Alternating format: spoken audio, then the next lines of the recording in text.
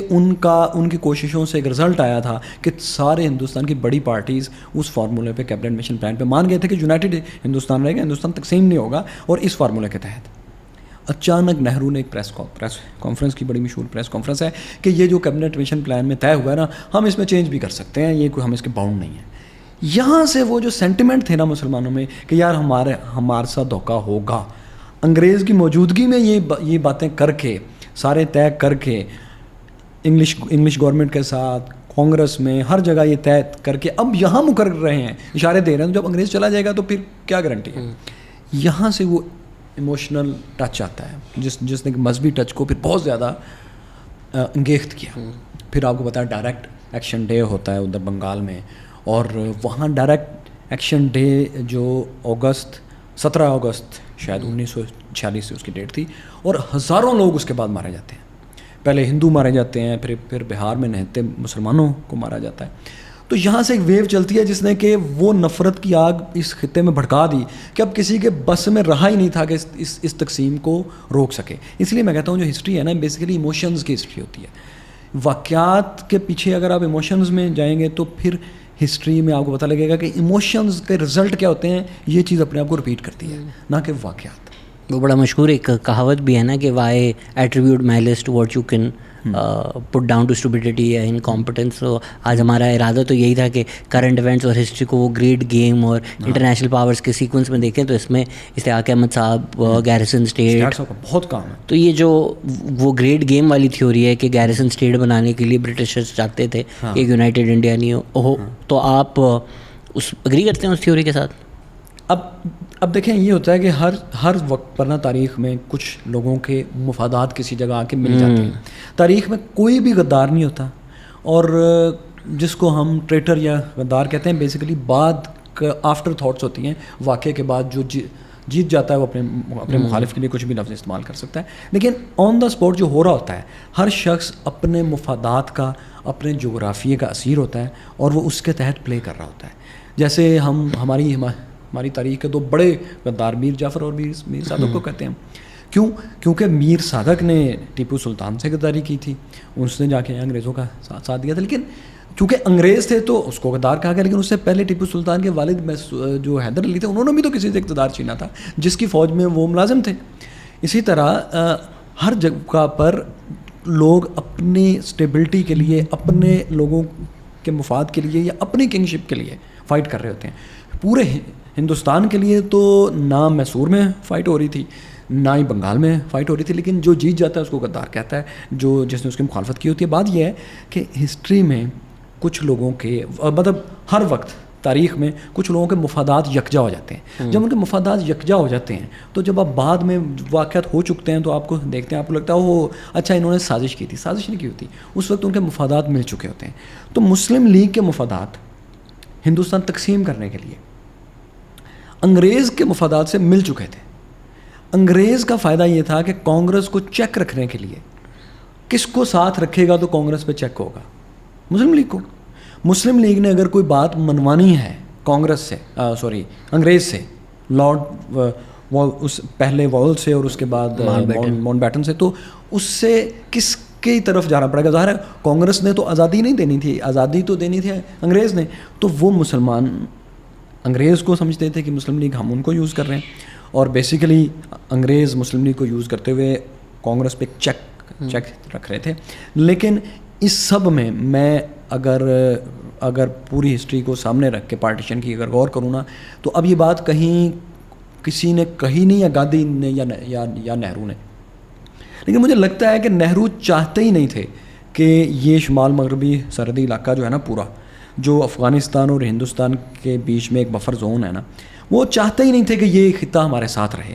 کیونکہ یہ اچھا کہا کسی نے نہیں ہے, لیکن اس دور کے واقعات کو آپ سارا پڑھیں تو ایک شخص جو دن کا اپنی سیاست کا بہت بڑا حصہ گاندھی اور ابوالکلام آزاد کے ساتھ گزارتا ہے, اور ان کا ہم خیال ہے بہت حد تک. ابوالکلام آزاد کا تو بہت زیادہ ہم خیال ہے. وہ ہر موقع پر جیسے ہی اس کو موقع ملتا ہے وہ ایک ایسی باریک سی بات کرتا ہے کہ قائد اعظم کو نا اور مسلم لیگ کو تھوڑے انگیخت ہو جائے. اچھا وہ کرتے تھے, جس کا نتیجہ یہ ہوتا تھا کہ اچھا طنزیہ اپنی پریس کانفرنس میں طنز بھی کرتے تھے کہ ابھی کل تک تو آپ یہ کہہ رہے تھے, وہ اس وقت میں جب کہ گاندھی کی, ابوالکلام آزاد کی, ایون کچھ دیر تک سردار پٹیل کی بھی یہ کوشش تھی, آچاریہ وغیرہ کی بھی, کہ یار یہ قائد اعظم کو نا ہم ناراض نہ کریں اس وقت, ورنہ یہ ہوگا کہ وہی مسلم جذبات کو سمیٹے ہوئے ہیں تو ہندوستان بچ جائے گا. لیکن وہ ایک ہوتی ہے نا ایک ذہین آدمی, ذہین بھی تھے, جینیس بھی تھے, تو ان کے ذہن میں جو نئے ہندوستان کا پلان تھا نا وہ شمال مغربی سرحدی صوبوں کے سوا تھا. یہ میرا خیال ہے, کیونکہ انہوں نے کہا کہیں. اس کے لیے ایک ثبوت یہ بھی ملتا ہے کہ جب پاکستان بن گیا اور پاکستان میں مسلم, کیونکہ پاکستان ایک غصے کے, ایک نفرت کے انقلاب کے نتیجے میں یہ پارٹیشن ہوئی تھی, تو عموماً انقلابیوں کو, غصے سے بھرے لوگوں کے پاس پلان شلان کوئی نہیں ہوتا. وہ جسٹ ایک چیز کرنا چاہتے ہیں اور ان کو لگتا ہے کہ اس دیوار کو گرائیں گے تو آگے ایک جنت ہوگی, لیکن آگے تو جنت نہیں ہوتی, آگے تو اسی جیسی ایک اور دنیا ہوتی ہے. ہر دن ایک نیا چیلنج ہوتا ہے, اس نئے چیلنج سے عہدہ برا کیسے ہونا ہے یہ انہوں نے کبھی غور ہی نہیں کیا تھا, کوئی پلان ہی نہیں تھا. جیسے کہ ابھی آپ نے پاکستان میں دیکھا کہ کتنے شد و مد سے تمام سیاسی جماعتوں کو یعنی رد کیا گیا, جو کہ ان کی غلطیاں بھی تھیں, ایسی کوئی بات نہیں کرنی, لیکن جو رد کر رہا تھا ان جرنیلوں کے پاس بھی کوئی پلان نہیں تھا, اور وہ جس پولیٹیکل پارٹی کو لے کے آنا چاہ رہے تھے, پی ٹی آئی کو, ان کے پاس بھی کوئی پلان نہیں تھا. ان کو لگتا تھا کہ ان لوگوں کو سائڈ پہ کر دیں گے تو بس ہر مسئلہ ٹھیک ہو جائے گا. کچھ پلان ویگ سا ہوتا ہے, لیکن وہ ویل تھاٹ میچور پلان نہیں تھا جس میں کہ ہارڈ گفتگو بھی آپس میں کی گئی ہو. تو یہی مسلم لیگ کا حال تھا. تو جیسے ہی یہ بنے نا تو انہوں نے وہی کام کیا. جب کسی کے پاس کچھ نہیں نہ ہوتا تو وہ جذبات کو ابھارتا ہے, نیشنلزم کی اسٹوری کو بہت ابھارے گا, مذہب کی اسٹوری کو بہت ابھارے گا. تو مسلمانوں نے, مسلم لیڈرز نے بھی پاکستان میں یہی کرنا شروع کر دیا. جب نہرو کو کہا گیا نا کہ یار پاکستان میں تو یہ کہا جا رہا ہے کہ ہندوستان نے پاکستان کو تسلیم ہی نہیں کیا, آپ تو ان کے اوپر حملہ کرنے والے ہیں, آپ تو ان کی آزادی ختم کرنے والے ہیں, آپ تو یہ کہتے ہیں کہ یہ کچھ دن میں ہمارے ساتھ مل جائے گا. انہوں نے کہا میں تو ایسا نہیں کرتا, اگر میں نے کرنا ہوتا ہم نے تو کانگریس سے دستخط کیے ہیں پارٹیشن پر, تو اور اگر ان کو ہم نے ساتھ ملانا ہوتا, اگر اس کو زبردستی ہم نے ساتھ ملانا ہوتا تو ہم یہ کیوں کرتے, ہمیں کوئی ضرورت, ان کے جو الفاظ ہیں انہوں نے کہا میرے اپنے اتنے مسائل ہیں کہ میں اور مسائل اپنے گلے نہیں ڈال سکتا. یہ ان کے الفاظ کا ترجمہ ہے, میرے اپنے اتنے مسائل ہیں اس نئے انڈیا میں کہ میں نئے مسائل اپنے ذمہ نہیں ڈال سکتا. اس بات میں بھی آپ دیکھیں, اس کو غور کریں, اس کو ڈی کوڈ کریں نا پولیٹیکلی, تو وہ سمجھتے تھے کہ اس خطے میں بہت مسئلے ہوں گے. لہٰذا آپ دیکھیں کہ اس کے بعد انہوں نے یہ ایک دن بھی تاثر نہیں دیا کہ ہندوستان کیوں تقسیم ہوا ہے. تو اس میں جو انڈیا میں پرسیپشن دیا جاتا ہے کہ جناح کا ہیوبرس تھا, یہ جناح کا ایمبیشن تھا, کیونکہ جناح کو پرائم منسٹر بننا تھا, تو اس کی وجہ سے انہوں نے پاکستان بنا دیا. اگر ان کو بنا دیتے تو وہ اگری کر لیتے. پاکستان میں بولتے ہیں کہ نہیں, وہ تو چاہتے تھے کہ جناح کو پرائم منسٹر بنایا, جناح نے منع کر کے پاکستان بنایا. نہیں دیکھیں, اگر انہوں نے پرائم منسٹر بننا تھا تو یہ تو جب الیکشن کے بعد حکومت بنی, جو انٹرم گورنمنٹ بنی, اس میں بات آنا تھی نا. اس سے پہلے ہی یہ فیصلے تو ہو چکے تھے. Even with in Congress, Jinnah wanted to be president of Congress. Congress چھوڑنے سے پہلے ان کی کانگریس میں تو ایمبیشنز تھی, ظاہر سی بات ہے. آپ کو پتا ہوگا بیسکلی مسئلہ تو گاندھی کے ساتھ ہوا تھا. گاندھی بعد میں پھر اپنا انہوں نے کافی اسٹانس چینج کیا. گاندھی راک اسٹار ہو گئے تھے نا, وہ آئے تھے, ساری اٹینشن ان کو مل رہی تھی, ساری واہ واہ ان کی ہو رہی تھی. پھر وہ جو جناح کے گھر پہ سیریمنی بھی ہوئی تھی, اس پہ گاندھی نے کچھ باتیں بھی کر دی تھی. Gandhi was a people's leader. جی, Jinnah was not a people's leader until 1945-46. وہ تو لوگوں میں جاتے ہی نہیں تھے. انہوں نے تو خود کہا ہے کہ آپ کو پتا ہے, مشہور زمانہ فکر ہے کہ میں نے اور میرے اسٹینوں نے پاکستان بنایا. گاندھی تو لوگوں میں جاتے تھے, گاندھی تو لوگوں کو بچانے کی بھی کوشش کرتے تھے, لوگوں میں چلے انتہائی ناراض لوگوں میں بھی جا کے کھڑے ہوتے تھے اور لوگوں میں رہتے تھے مسلسل. وہ ایک اسپرچول لیڈر بن گئے تھے. 2-3-4 بار 1 سال کی ٹرم انہوں نے کانگریس کے پریزیڈنٹ بھی رہے. لیکن گاندھی کے ساتھ یہ ہو گیا تھا کہ لوگ ان سے ایفیلیشن فیل کرتے تھے, بلکہ یہاں تک تھا کہ گاندھی کے بارے میں سپر نیچرل باتیں مشہور تھیں. ہندوستان میں لوگوں کا خیال تھا کہ گاندھی کہہ رہے ہیں تو یہ ہو جائے گا, گاندھی ول ڈیوائز سم پلان, گاندھی کچھ کر لیں گے, گاندھی کچھ بھرت رکھیں گے تو یہ, اور اس میں کچھ واقعات ایڈ بھی کرتے تھے. گاندھی نے ایک دفعہ 21 دن کا بھرت رکھ لیا. اب لوگوں سب کو یقین تھا انگریزوں نے ان کے کفن دفن, مطلب کہ ان کو جلانے, ان کی آخری رسومات کا بندوبست کر لیا, لیکن وہ بچ گئے. تو لوگوں کو ان سب واقعات سے لگتا تھا کہ گاندھی کو غیر مرئی چیز. آپ کو پتا نا ہماری سوسائٹی میں اگر تھوڑا سا اس طرح کا ایلیمنٹ ایڈ ہو جائے کہ آپ کوئی جادوئی چیز ہیں, کوئی عام انسان اور ہٹ کے ہیں, تو اس کی فالوئنگ پھر بہت زیادہ ہو جاتی ہے. تو گاندھی اس چیز کو بھی انجوائے کر رہے تھے. آپ دیکھیں جب ان کے پاس, جب وہ پریزیڈنٹ بھی نہیں رہے, زمانے گزر گئے, دہائیاں گزر گئیں, لیکن ان کی طاقت کانگریس میں اتنی تھی, پورے ہندوستان میں کہ ہر مسئلے پر اگر انہوں نے ہاں کریں گے تو وہ ہاں ہوگی, وہ نہ کریں گے تو مسئلہ پھنس جائے گا. اور میں نے جو ہسٹری کو اسٹڈی کیا ایون گاندھی کو بھی, نہرو کو بھی اور پٹیل کو بھی, قائد اعظم جو تقریر, یہ سب لوگ نا آخری وقت میں آ کے گاندھی صاحب سے تنگ ہو چکے تھے. ابوالکلام آزاد تو بات پہ ان سے نا چڑ جاتے تھے کہ یار یہ میں ایک بات کرتا ہوں اس سے بھی اتفاق کر لیتے ہیں, نہرو ایک بات کرتا ہے اس سے بھی اتفاق کر لیتے ہیں. اور جناح کو سمجھ نہیں آتی تھی کہ یار یہ بندہ جو میرے ساتھ ہر بات پہ اتنا ہمبل ہے, اس کی مخالفت کیسے کر رہی ہے, جبکہ وہ تو آپ کو پتا نا مائلز اوے جاتے تھے. جب یہ سارے گرفتار تھے تو گاندھی جا کے قائد اعظم سے, محمد علی جناح سے بار بار ملتے تھے, اور قائد اعظم بھی سب سے پہلے سب سے زیادہ اگر کسی باہر کے شخص نے کہا ہے تو گاندھی نے کہا ہے محمد علی جناح کو, جس سے پھر وہ نام اور مشہور ہو گیا. تو یہ ان کی جو اپروچ تھی نا, مجھے بھی یوں لگتا ہے کہ آخری دنوں میں کافی حد تک اس طرح کی تھی کہ جس میں وہ سب کو خوش رکھنا چاہتے تھے. ان کو لگتا تھا کہ یار اب یہ میرا آخری ٹائم ہے, میں نے اپنی زندگی میں پریکٹیکل جو کرنا تھا وہ کر لیا. خیر میں بات یہ کر رہا تھا کہ جب پاکستان بن گیا تو کوئی چونکہ پلان نہیں تھا, اور اس کا ثبوت یہ ہے کہ انڈیا نے 1949 میں آئین بنا لیا, ہم سے تو نہیں بنا. 56 میں ایک چھوٹا سا ایک بنا, وہ بھی توڑ دیا. تو وہ ہسٹری کئی دفعہ بیان ہو چکی ہے. اس میں آپ جب ذکر کرتے ہیں پاکستان بننے کا, ڈو یو تھنک کہ جو آپ نے پہلے الوڈ کیا تھا کہ جب پلان نہیں ہوتا, جس طرح ہم آج کل بھی دیکھتے ہیں کہ جو ہماری پاپولسٹ موومنٹس ہیں اکنامکلی نہیں ڈیلیور کرتے تو کلچرل ایشوز پہ آ جاتے ہیں. ٹھیک ہے, ٹرمپ کی اکنامی تباہ ہو رہی ہے, وہ بولے گا بھائی ٹرانس باتھ روم سب سے بڑا ایشو ہے. ہمارے یہاں بھی یہ ہے کہ بھائی یورپ میں کوئی مسئلہ ہو وہ پاکستان کا سینٹرل ایشو بن جاتا ہے کیونکہ ہم اکنامکلی نہیں ڈیلیور کر رہے. So do you feel like کیونکہ وہ نہیں اکنامکلی ڈیلیور کر سک رہے تھے یا ایک نیشن نہیں بن سک رہے تھے, تو یہ جو بیساکھیاں آپ نے بتائیں کہ جی نیشنلزم کر دو یا اسلامک ٹچ دے دو, اس کی ہمیں ایک پریولنس نظر آئی in nation building or in an attempt to nation building as opposed to actual nation building at the start of Pakistan. اچھا, نیشن بلڈنگ دیکھیں ویکیوم میں تو ہو نہیں سکتی. آپ کون ہیں, ہم کون ہیں؟ ہم وہ لوگ ہیں جو سینٹرل ایشیا کے گراس لینڈ سے کسی زبانوں میں یہاں پر آئے ہوں گے. اچھا, ہم نہیں, حسن نثار کے دادا وہ تو ہیں سینٹرل ایشیا کے ساؤتھ سے, وہاں کے راجا تھے. اچانک ان کو پتہ لگا کہ میں وہاں سے ہوں, اور پتہ نہیں اس بات پہ خوش ہونا ان کو چاہیے تھا یا کیا. بہرحال ہم بہت خوش ہیں کہ ہمیں یہ پتہ لگ گیا. اینی وے بات یہ ہے کہ یہاں جو لوگ دنیا بھر میں ہیں, یہ تمام کے تمام اگر ڈی این اے کی بات کریں تو کہیں سے ٹریول ہو کے ہیں, افریقہ سے آئے ہیں آج جو سائنس نے ریویل کیا ہے. اچھا خیر, ہم جو لوگ ہیں معلوم ہسٹری میں سویلائزیشن میں وہ لوگ ہیں جو انڈس ویلی کے بچے ہیں. ہڑپن سویلائزیشن, لاسٹ ہڑپن دور, پھر موہنجو دڑو. اس کے بعد ہماری زیادہ تاریخ میں جو گفتگو ہمارے بارے میں کی گئی وہ تب کی گئی جب 326-27 میں الیگزینڈر یہاں آیا. بالکل, اس نے راجہ امبی سے جنگ ہوئی, راجہ پورس سے جنگ ہوئی, راجہ نند سے, وہ اس کے دریائے بیاس کے پار اتنی بڑی سلطنت دیکھ کے باقاعدہ ڈر گیا نا جب وہ راجہ پورس سے اتنی لمبی اس کو لڑائی لڑنا پڑا نا. ہارا نا پورس سے, تو پورس سے. اچھا, یونانیوں کا موقف یہ ہے کہ وہ ہارے کیونکہ انہوں نے ہسٹری لکھی, لیکن چونکہ یہاں سے وہ واپس چلا گیا.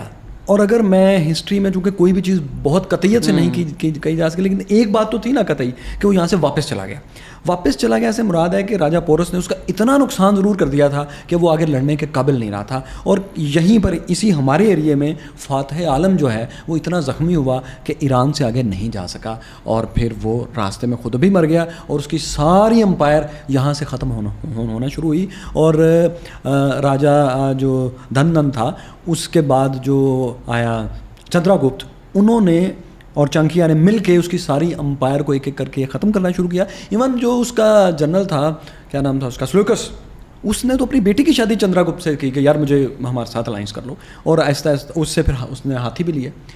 تو یہ ہم وہ لوگ ہیں جو اس خطے میں رہتے ہیں. یہ ہماری, آپ نے بات کی تھی نیشن کی, میں اس کی طرف آ رہا ہوں کہ یہ آپ کی ہسٹری ہے. آپ اس میں پورس ہے, اس میں چانکیا بھی جو ہے ادھر آئے گا, ٹکسلا جو ہے وہاں آئے گا. اچھا, اس کے بعد آپ آگے چلتے ہیں تو یہاں پر ایک سویلائزیشن ایسی آتی ہے جس نے کہ کبھی اپنے باؤنڈری سے باہر نکل کر کسی پر حملہ نہیں کیا. یہاں کے راجوں مہاراجوں کی جو تھی آپس کی لڑائی چلتی رہتی تھی, اور ود ان لینڈ ہسٹری میں لڑائیاں لوگوں کی چلتی ہیں, جرمک قبائل کی چلتی تھیں, رومنس کی چلتی, ساری چلتی رہتی ہیں پوری دنیا میں. ادھر فار ایسٹ میں ہر جگہ, ادھر جاپان چائنا میں کائشانگ میں آج تک کبھی لڑ رہے تھے اپنی آزادی, اپنے انقلاب سے پہلے تک. ہم نے کبھی باہر نکل کے کبھی کسی پہ نہیں حملہ کیا تھا. یہ ہماری تاریخ ہے. دس از اوور نیشن. کالونائز نہیں کیا ہم نے کسی کو کبھی کالونائز نہیں کیا. اور اس کے بعد یہ کہ ہم وہ لوگ تھے جس کو انگریز نے, ایک جگہ کی اگر بات کروں پنجاب کو, یا جو یونائٹڈ پنجاب آخر میں فتح کیا گیا انگریز نے, یعنی یہ ہماری نیشن ہے رنجیت سنگھ کی وجہ. ہاں رنجیت سنگھ. اب پارٹیشن کے بعد یہ ہوتا ہے کہ اچانک, یعنی آپ انڈس ویلی, وہ انڈیا وہ انڈس ویلی جس کی وجہ سے یہ انڈیا ہے. انڈیا اگر انڈیا ہے تو وہ انڈس ریور کی وجہ سے ہے, کیونکہ جتنے بھی لوگ اس طرف رہتے تھے وہ کہتے تھے, اس وقت تو دریاؤں کے حساب سے ہوتا تھا نا, انڈس ریور ہند اس کے پار جا رہے ہیں, اس جگہ پر جا رہے ہیں جو ہند کی طرف ہے, جو ہند کی طرف ہے. سندھو ہندو ایک ہی بات تھی. تو ہم نے یہ کیا کہ ایک چھری لائے, ایک ٹوکا لائے, اور درمیان سے اپنی تاریخ کو یوں کاٹا کہ ہمارا تو پیچھے سے تعلق ہی کوئی نہیں, ہم تو اچانک ساؤتھ ایشیا کے, سینٹرل ایشیا کے ساؤتھ سے ہیں. اور بھائی آپ کی جڑیں, آپ کی تاریخ ہے, ایک آدھ شخص ہوگا جس کا ڈی این اے وہاں کا نکل آئے گا, لیکن ہم سب یہاں سے ہیں, یہاں کے بچے ہیں, یہاں کی ہماری صدیوں کی تاریخ ہے. تو یہ نیشن ہے. ہاں آپ نے سیپریٹ ملک آپ نے بنایا, کوئی مسئلہ نہیں ہے. دنیا میں نارتھ کوریا ہے تو ایک ساؤتھ کوریا, ٹھیک ہے. ہر ملک جب آپس میں تقسیم ہوتا ہے تو وہ اپنی تاریخ سے تو اپنا ناتا نہیں توڑتا نا. ابھی آپ کے سامنے سوڈان ورلڈ وائڈ, ٹھیک ہے, ایون اگر ہم اس کے بھی دونوں حصوں کو, آپ دنیا کی کوئی بڑا جو سویلائزیشن ہے, جب وہ اس میں ڈویژن آتی ہے تو وہ اپنی تاریخ سے ناتا تھوڑی اپنا جوڑتا. مطلب روم ختم ہو گیا تو کیا کرنا چاہیے, رومن امپائر کے جو شہر تھے ان کو اپنے نام ان کو اپنے چینج کر لینے چاہیے. جرمنی جب ڈیوائڈ ہوا تو اس کو کیا اپنے ایسٹ جرمنی ویسٹ جرمنی کو اپنے نام چینج کر لینے چاہیے تھے. نہیں, انہوں نے اپنے نام وہی رکھے, کیونکہ ان کی ایک ہسٹری ہے, جو ہمیں قبائل سے بھی پیچھے سے آ رہے ہیں. اچھا, ہم نے پہلا ظلم یہ کیا کہ نیشن, آپ نے بات کی نا, میں اس بات پہ آ رہا ہوں گے. ہم نے کہا ہماری نئی پیور نیشن ہے, ایسی پیور نیشن ہے کہ یہ اچانک پیدا ہوئی ہے. یار آپ کیسے تاریخ میں اچانک پیدا ہو سکتے ہیں؟ آپ نہیں ہو سکتے نا. آپ کہیں سے آ رہے ہیں, صدیوں ہزاروں سال کا آپ کے پاس بیگیج بھی ہے اور فخر بھی ہے. تاریخ میں کوئی ایک خطہ بھی ایسا نہیں جس کی ساری بڑی گلٹرنگ ہسٹری ہو, کسی کی بھی نہیں ہے. جو ہم جن کو بہت گلوریفائی کرتے ہیں عربوں کو, ان سے زیادہ جو ہے ظلم اپنے لوگوں پر کسی نے نہیں کیا, اور دوسروں پر بھی.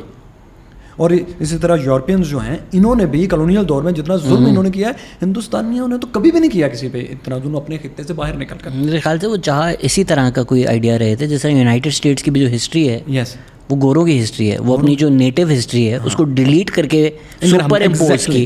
تو ہم بھی پاکستان میں ایک سپر امپوز ہسٹری کرنا چاہ رہے تھے, ڈیلیٹ کر کے. اور دیکھیں جو انہوں نے کیا, انہوں نے تو جا کے اپنی نہیں, امریکنز نے کیا کیا, انہوں نے خاص طور پہ انہوں نے اسپینش نے اور انگلینڈ نے وہاں جا کے جو نیٹیوز ہیں ان کا نام چھین لیا, ان سب کو کہنا شروع کر دیا انڈینس.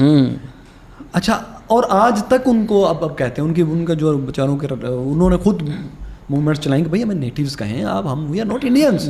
اچھا خیر, یہ بات اور طرف نکلتی ہے. میں کہہ رہا ہوں کہ نیشن بلڈنگ کی اگر کوشش تھی, اگر وہ کوشش صحیح ہوتی تو سب سے پہلے تو آپ اپنا نام جو ہے نا وہ رکھتے ہیں نا ویسٹ انڈیا.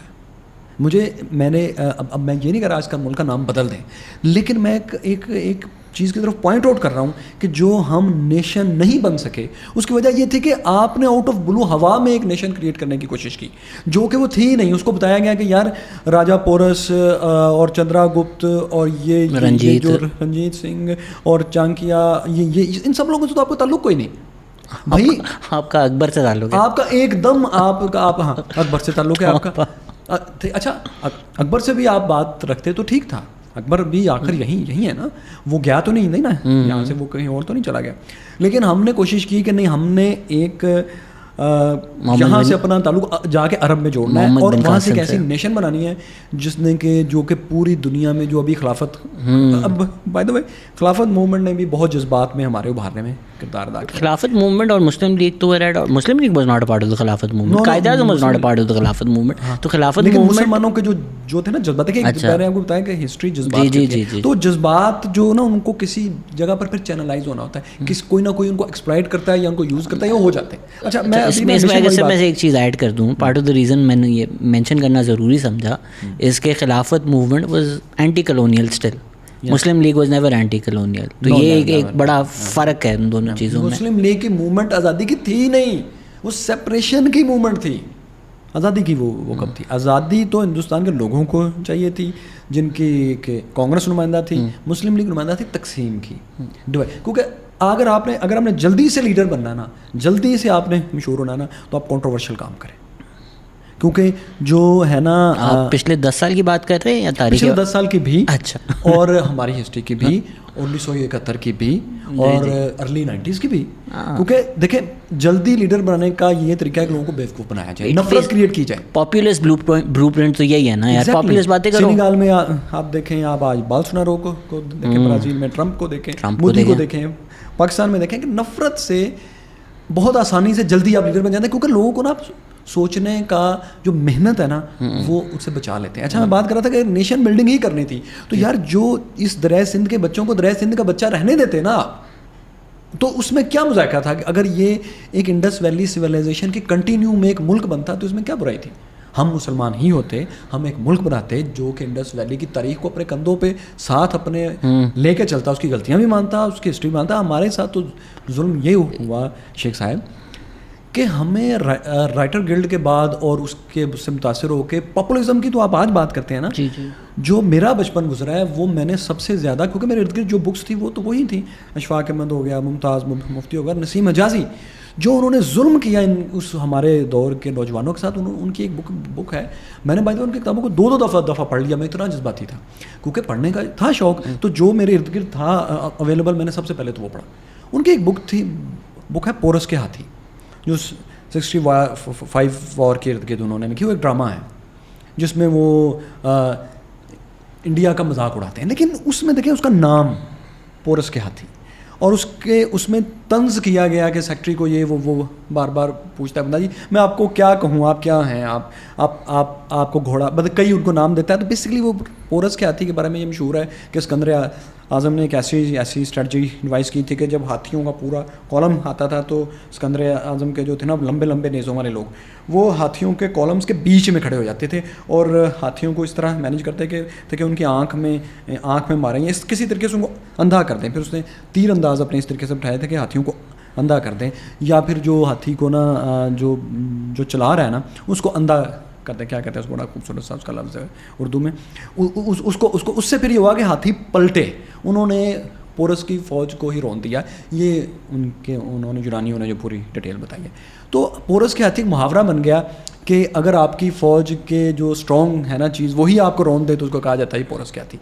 لیکن ایک نئی نیشن جس کو بنے ہوئے 1965 میں 20 سال بھی پورے نہیں ہوئے تھے, آپ نے اس پورے ناول میں نسیم حجازی صاحب نے طنز کیا اس بندے پر, پورس پر, جس نے اپنی زمین کو بچانے کے لیے, اپنے لوگوں کو بچانے کے لیے اس دور میں صدیوں پہلے اور بعد کے سب سے بڑے جنرل سے ٹکرایا تھا, اور اس کو مہینوں اس نے روک کے رکھا, اتنی دیر روک کر رکھا, اور آخر میں جب اس نے مقابلہ کرتے ہوئے ہارا بھی کب, جب اس کے بچے مارے گئے, اس کے ہاتھی مارے گئے, خود بھی زخمی ہو گیا, زخمی ہو کر گرفتار ہوا. اور جب اسکندر اعظم کے سامنے آیا, یونانیوں نے یہ بات دکھی ہے کہ وہ اپنے پورے قد سے کھڑا تھا, اور اس نے پوچھا کہ انہوں نے لکھا ہے نا, انہوں نے ہمارے پاس پورس کی تاریخ تو نہیں ہے, اور بہت مشہور محاورہ ہے کہ محاورہ بن گیا, بتاؤ تمہارے ساتھ کیا سلوک کروں. ان کا وہی جو بادشاہ کے ساتھ کرتے ہیں. تو بات یہ ہے کہ بجائے اس بات کے, مطلب اگر میں یہاں کہوں کوئی ایسا محاورہ لوں جس میں کسی ہندو مذہب کی یا مسلم مذہب کی توہین ہوتی ہو, تو ایک بری بات ہے نا کہ میں کمیونٹی کی. تو پورس کے آتی ہے ایک وہ نیشن جس کا وہ سن آف دا سوائل تھا, آپ اس کو طنز کر رہے ہیں, آپ اس کو مذاق اڑا رہے ہیں. اور آپ کی ساری کتابیں اس بات کی گواہ تھیں, نسیم حجازی کی بھی, اور باقی میں جن کو میں نام نہیں ہے, یہ بھی ٹچ دیتے تھے کہ جیسے نا ہم یہاں سے اگر ہم اپنا لنک جوڑیں گے چندر گپت سے, ان سب لوگوں سے, تو کوئی بری بات ہو جائے گی. لیکن اگر ہم جوڑیں گے سید احمد سے جو کہ دلی سے آیا تھا, تو یہ تو بڑا خوبصورت بات ہے. اچھا وہ دلی کا تھا, اور وہ جو اپنے لوگوں کو بچانے کے لیے اٹک پر بار بار آ کے تحفظ کرتا تھا, تھا رنجیت سنگھ اور اس کی فوج، وہ بری تھی. جو وہاں سے آیا تھا خواب دیکھ کے یہاں پہ لوگوں کو مارنے حملے کرنے، وہ بہت اچھا تھا. تو یہ ایک نا ڈیلیوژن، ایک دھوکے کی نیشنلٹی کریٹ کرنے کی کوشش کی. آپ میری بات لکھ لیجئے، پاکستان میں نیشنلٹی اگر کریٹ ہوگی تو وادی سندھ کے بچے ہیں ہم، جس کا ڈی این اے یہاں کا نہیں ہے وہ اپنا جواب خود دے. لیکن جو یہاں رہتے ہیں، جو یہاں کے بچے ہیں، میں نیشنلزم کو کوئی انتہا پسندی پر نہیں لے کے جانا چاہ رہا، لیکن جب آپ کہیں گے ہم کون ہیں، آپ کی ہسٹری کیا ہے، تو بھائی ہم دریا سندھ کے بچے ہیں. تو ہماری نیشنلٹی اگر آپ نے ہمیں ایک نیشن بنانا ہے تو ہمیں اسی جگہ رکھیں. ہمیں زبردستی اٹھا کر یہاں سے برگد کا درخت اٹھا کے جس کی شاخیں اتنی بڑی ہیں کہ اس سے جو داڑھی لٹکتی ہے اس سے اور شاخیں پیدا ہوتی ہیں، وہ مر کے بھی ایک نیا جنم دیتا ہے. آپ اس کو جا کے صحرا میں بیچنے کی کوشش کر رہے ہیں. یہاں پر تو ایک سینچری سے جو سندھ میں رہ رہے ہیں وہ اپنے آپ کو سندھی نہیں بولنا چاہتے. آپ کہہ رہے ہیں پورے ملک کی تاریخ ہم بدلیں، بٹ اس میں بھی